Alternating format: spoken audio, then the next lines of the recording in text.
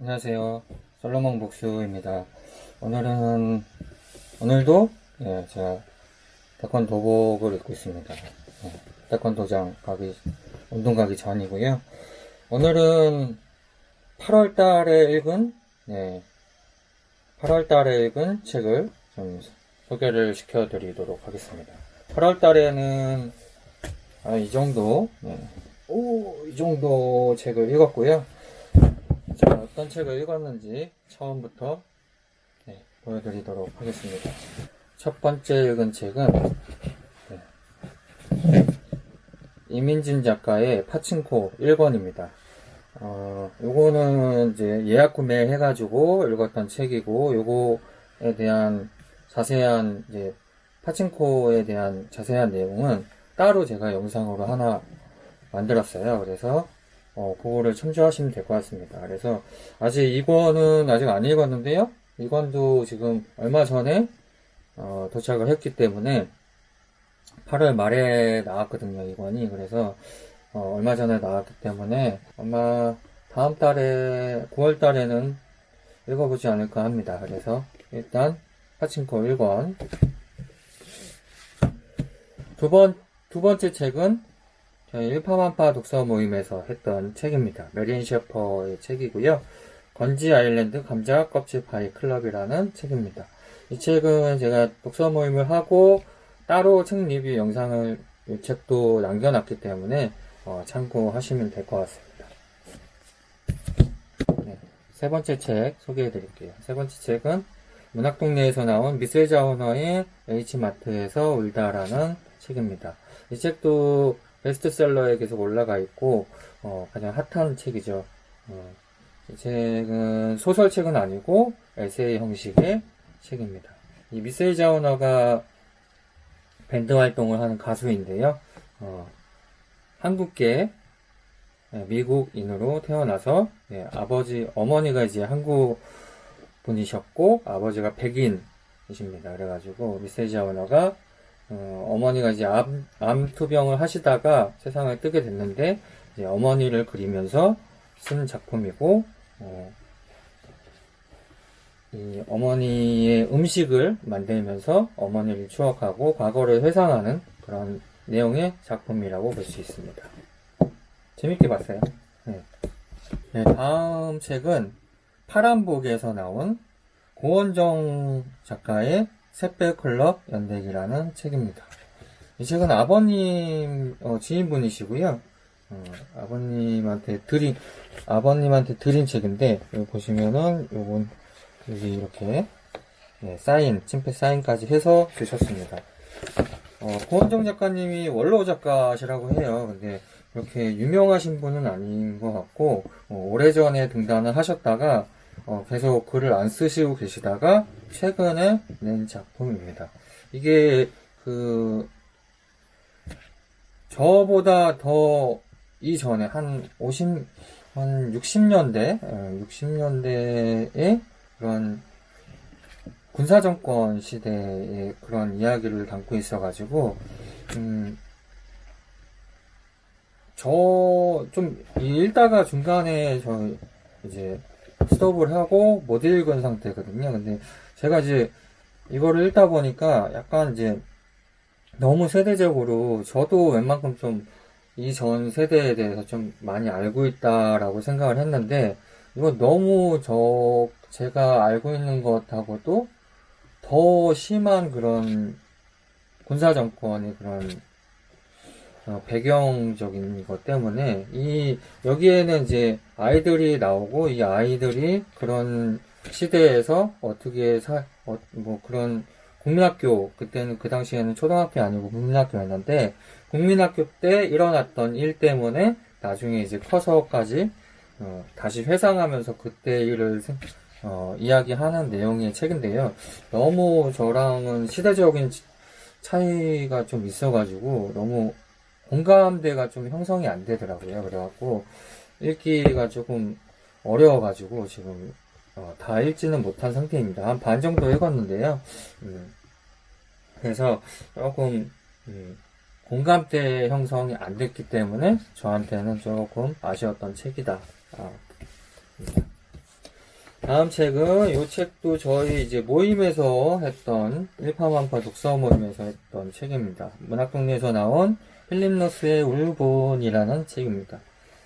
상당히 얇은 책이고 추천드리는 책입니다. 이 책에 관해서도 따로 영상을 또 만들어 놨기 때문에 그거를 참조하시면 될 것 같아요.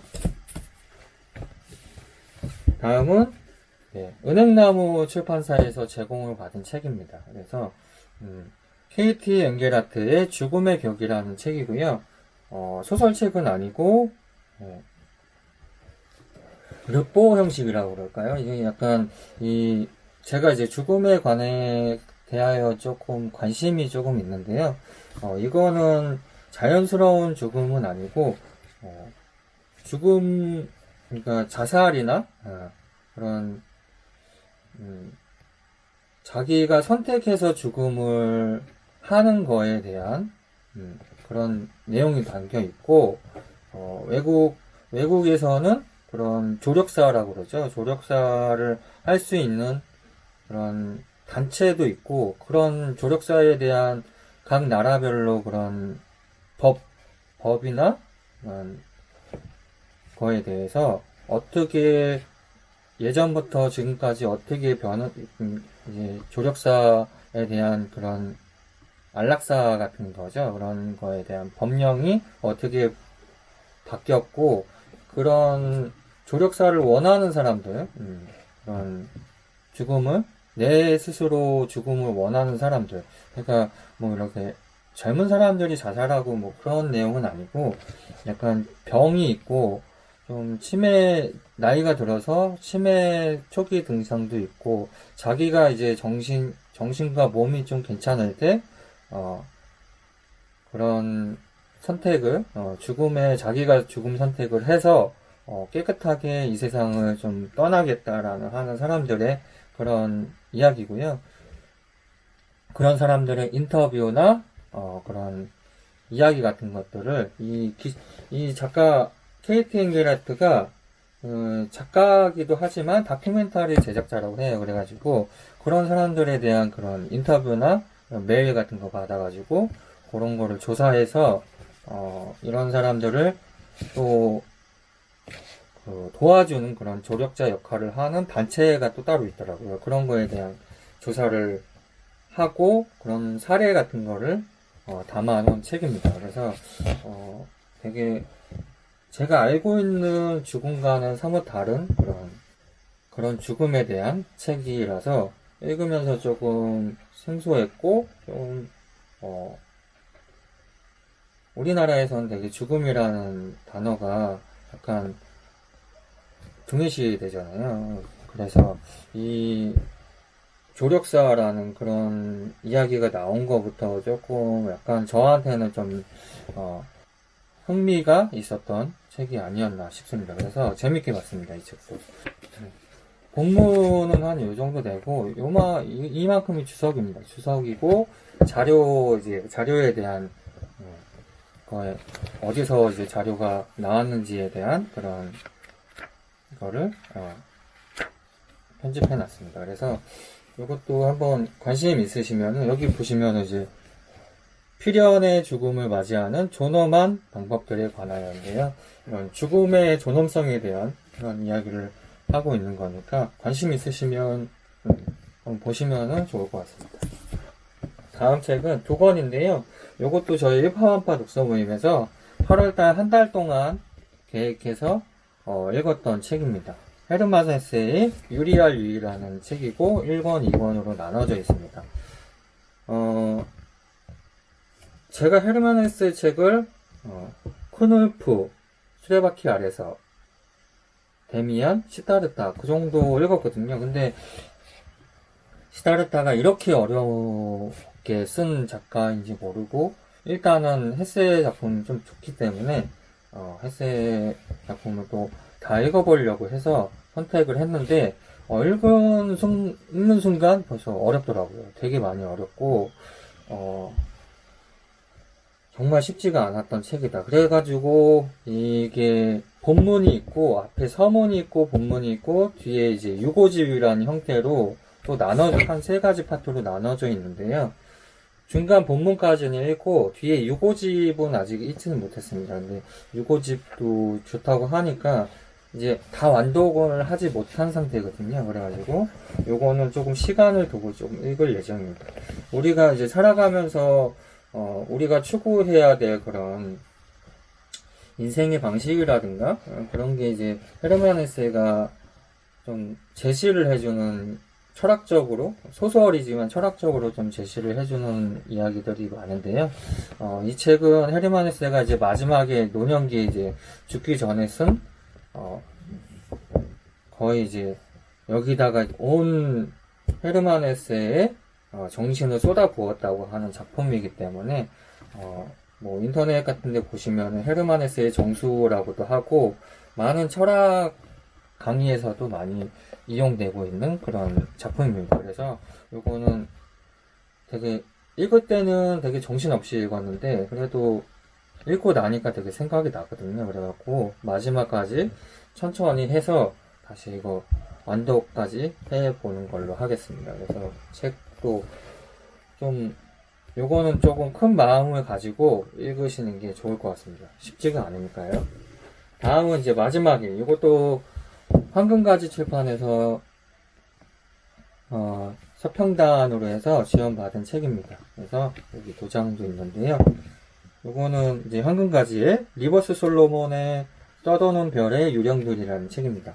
저는 처음에 유령들이라고 그래가지고 스릴러 작품인 줄 알았어요. 약간 유령이 그런 저희가 생각하는 그런 유령이다라고 생각해가지고 그런 작품인 줄 알았는데 딱 피는 순간 SF 소설이더라고요. 근데 여기 막 극찬의 말들이 되게 많거든요. 유명한 사람들. 근데 읽었는데 그렇게 저는 재밌게 읽지는 못했습니다. 저는 SF 소설을 그렇게 좋아하지 않는 타입이라서 그런지 그리고 요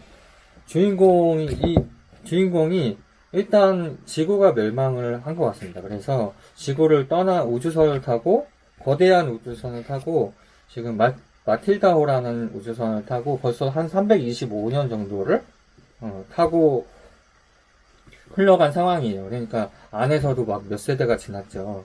그 안에서. 근데 이 처음에 읽을 때 약간 그 베르나르 베르베르의 파피용이라는 것도 생각이 났고 요즘에 최근에 개봉한 돈룩업이라는 영화도 약간 생각이 났습니다. 그리고 이게 이제 여기서 이제 나오는 사람들은 이제 지구에서 떠난 사람들은 이미 다 죽고 몇 세대가 지났으니까 여기 안에 나오는 이 주인공 친구들이 약간 우주적으로 좀 그런 생소한 거를 좀 이야기를 해줬으면 되는데 이 안에 나오는 소재 자체는 지구에서 일어나고 있는 그런 거하고 별 다른 게 없어갖고 약간 아쉬웠습니다. 너무 이 공상과학이잖아요. 그래서 좀 상상력을 좀 집어넣어서 했으면 되는데 일단은 우주적 배경에서 우주선 안에서 일어나는 그런 우주선 안에서도 이제 그 계급이 나눠져 있거든요. 그런 그 구역이 나눠져 있습니다. 우리나라 영화처럼 그 열차에 설국열차에서 이렇게 단계별로 칸칸마다 그 계급이 나누는 것처럼 여기서도 이제 계급이 나눠져서 그런 거에 대한 차별에 대한 이야기 그런 것도 나오는데요. 아주 재미없진 않았고요. 그냥 중간 평타 정도 했다. 그리고 책가비도 16,800원인데 좀 책값이 좀 비싼 경향이 살짝 있기도 하고 마지막에 가서는 그래도 해피엔딩으로 끝나는 스토리입니다. 그래서 뭐 가볍게 그냥 읽을 수 SF 소설 좋아하신다면은 한 번쯤 읽어보셔도 좋을 것 같습니다. 그래서 이렇게까지 해서 저는 이렇게 읽었는데 중간에 포기한 작품이 이 작품하고 이 작품 두 작품이네요. 그래서 이 8월 달에는 가장 추천드리고 싶다라는 작품 있다고 하면은 저는 필립 노스의 올본 책을 좀 소개해드리고 싶어요. 이게 작품이 길지도 않고